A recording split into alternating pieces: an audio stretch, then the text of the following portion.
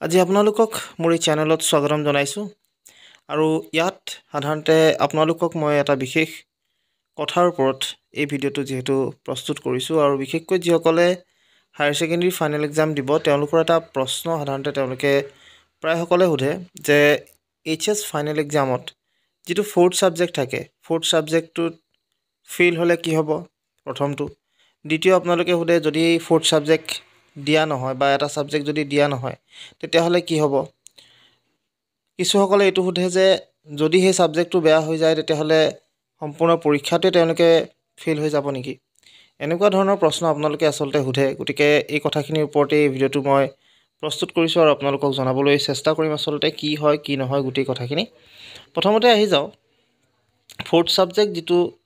বিষয় আচলতে সেইটো হৈছে কি সেই বস্তুটো কি আচলতে এইটো আপোনালোকে হয়তো জানিব বিচাৰে গতিকে তাৰ বিষয়ে প্ৰথমতে কৈ লৈছোঁ চ' এইচএছ ফাইনেল এক্সামত যিসকল বহিব বা যিসকলে এইচএছ ফাইনেল এক্সাম পৰীক্ষা দিব তেওঁলোকক জনাওঁ যে ফ'ৰ্থ ছাবজেক্ট আচলতে সেইটো ছাবজেক্ট যিটো বিষয়ত আপোনালোকে আটাইতকৈ কম মাৰ্কছ পাব আটাইতকৈ কম নম্বৰ পাব হয়তো এই কথাষাৰিৰ পৰা আপোনালোকে হয়তো বুজি পাইছে যে যিটোতে কম পাব সেইটোৱে ফ'ৰ্থ ছাবজেক্ট এনেকৈ ক'ব পাৰি আচলতে কিন্তু আপোনালোকে এটা কথা মন কৰিব যে যিহেতু আপোনালোকে যেতিয়া হায়াৰ ছেকেণ্ডেৰী ফাইনেল এক্সাম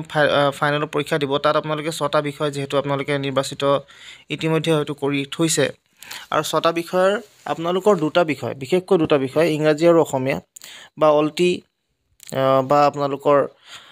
ইংৰাজী এই দুটা বিষয় যিহেতু আপোনালোকৰ কম্পালচৰি হয় গতিকে এই কম্পালচৰি ছাবজেক্টবিলাক আপোনালোকে কিন্তু যদি কম মাৰ্কছ পায় তেতিয়াহ'লে সেয়া কিন্তু ফ'ৰ্থ ছাবজেক্ট হৈ নাযায় আপোনালোকে বাকী থকা অৰ্থাৎ সেই দুটা ছাবজেক্টক বা দুটা বিষয়ক বাদ দি বাকী যিকেইটা 4টা বিষয় থাকিব সেই 4টা বিষয়ৰ যিটোতে কম মাৰ্কছ পাব সেইটোৱে আপোনালোকৰ ফ'ৰ্থ ছাবজেক্ট হয় এতিয়া কথাটো হ'ল যে আপোনালোকে যদিহে এই 4টাৰ পৰা কোনোবা এটা যদি পৰীক্ষা নিদিয়ে তেতিয়াহ'লে আচলতে আপোনালোকৰ হায়াৰ ছেকেণ্ডেৰী ফাইনেল এক্সামত 5টা বিষয়ৰ যিটো মাৰ্কছ সেই মাৰ্কছটো প্লাছ কৰে বা যোগ কৰে আৰু সেই যোগ কৰি আপোনালোকৰ যিটো পাৰ্চেণ্টেজ হয় বা যিটো টোটেল মাৰ্কছ হয় সেইটো আপোনালোকক প্ৰভাইড কৰে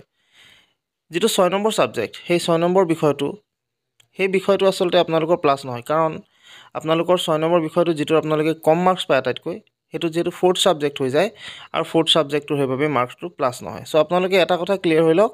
যে ফ'ৰ্থ ছাবজেক্ট মানে হৈছে আপোনালোকে নিৰ্বাচিত কৰা 6টা ছাবজেক্টৰ কম্পালচৰি দুটাৰ বাহিৰে বাকী যিটোত আপোনালোকে আটাইতকৈ কম মাৰ্কছ পাব সেইটো হ'ব আপোনালোকৰ ফ'ৰ্থ ছাবজেক্ট আৰু এই ফ'ৰ্থ ছাবজেক্টটোত সাধাৰণতে তাত যিটো মাৰ্কছ হ'ব সেই মাৰ্কছটো ইংৰাজী অসমীয়াৰ বাহিৰে বাকীকেইটাতকৈ কম হ'ব লাগিব কম যিটোত পাব এতিয়া যদি পৰীক্ষা এটা নিদিয়ে ধৰি লওক আপোনালোকে কোনোবা এটা বিষয় আপোনালোকে পৰীক্ষা নিদিলে আপোনালোকে নাজানে যিহেতু আপোনালোকে আগতীয়াকৈ কেতিয়াও জানিব নোৱাৰে কোনটো ফ'ৰ্থ ছাবজেক্ট হয় হায়াৰ ছেকেণ্ডেৰী ফাইনেল ইয়েৰৰ পৰীক্ষা দিয়াৰ পিছতে আপোনালোকৰ সেয়া বিষয়টো ফ'ৰ্থ ছাবজেক্ট হ'ব যদি আপোনালোকে আগতীয়াকৈ ভাবিয়ে থৈছে যে মই এইটো ফ'ৰ্থ কৰিম তেতিয়াহ'লে বেলেগ কথা এতিয়া কথাটো হৈছে কি যে আপোনালোকে যেতিয়া পৰীক্ষা দিবলৈ যাব আৰু কোনোবা এটা বিষয় যদি পৰীক্ষা নিদিলে তেতিয়াহ'লে আপোনালোকৰ টোটেল থাকি যাব তাত 5টা ছাবজেক্ট 5টা বিষয় আৰু আপোনালোকে তেতিয়া কিন্তু গোটেই 5টাতে আপোনালোকে কিন্তু ক্লিয়াৰ কৰিব লাগিব পাছ কৰিব লাগিব যিহেতু আপোনালোকে তেতিয়া ফ'ৰ্থ ছাবজেক্ট নহয় কাৰণ আপোনালোকৰ 6টা বিষয় থাকিলেহে ফ'ৰ্থ ছাবজেক্ট এটা থাকিব যিটো নেকি আপোনালোকৰ মাৰ্কছটো প্লাছ নহ'ব যদিহে আপোনালোকে 5টা দিয়ে তেতিয়াহ'লে আপোনালোক গোটেই 5টাতে পাছ কৰিবই লাগিব সেইটো হৈ গ'ল আপোনালোকৰ এটা উত্তৰ আপোনালোকে হয়তো গম পাইছে কি কথা মই ক'ব বিচাৰিছোঁ এতিয়া আৰু এটা আপোনালোকৰ হয়তো মনত আহে যে যদিহে ফ'ৰ্থ ছাবজেক্টটোত ফেইল কৰে তেতিয়াহ'লে আপোনালোকে পৰীক্ষা বেয়া হ'ব নেকি চ' আপোনালোকক ইতিমধ্যে মই কথাখিনি কওঁতেই কৈছোঁ যিটোত আটাইতকৈ কম পাব আৰু যিটোত মাৰ্কছ আপোনালোকৰ প্লাছ নকৰে ফাইনেলত আপোনালোকৰ যিটো মাৰ্কশ্বিটত যোগ নকৰিব সেইটোৱে আপোনালোকৰ ফ'ৰ্থ ছাবজেক্ট যিহেতু গতিকে তাত যদি আপোনালোকে ফেইলো কৰে তেতিয়াহ'লে আপোনালোকৰ তাত কোনো অসুবিধা সাধাৰণতে নহয় আৰু সেই ক্ষেত্ৰত আপোনালোকে চিন্তা কৰিব লগা বিষয় নাথাকে চ' গতিকে আপোনালোকৰ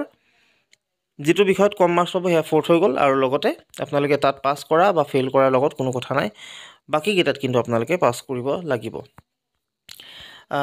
ফ'ৰ্থ ছাবজেক্টৰ কথা হৈছে এয়া আৰু এটা কথা আপোনালোকক জনাই থওঁ আপোনালোকে যদি 6টা বিষয় লৈছে গোটেই 6টাতে আপোনালোকে ট্ৰাইটো যিহেতু কৰেই তাত যিটোত কম পাব সেইটো আপোনালোকৰ অট'মেটিক ফ'ৰ্থ হ'ব আপোনালোকে যিহেতু আগতীয়াকৈ নাজানে কিন্তু আপোনালোকে যদি ভাবিছে যে এই বিষয়টোত মই একেবাৰে গুৰুত্ব নিদিওঁ বা নোৱাৰোঁ দিবলৈ গতিকে তেতিয়া আপোনালোকৰ সেইটো বেলেগ কথা আপোনালোকে সেইটো ফ'ৰ্থ কৰিব পাৰে আপোনালোকে সেইটো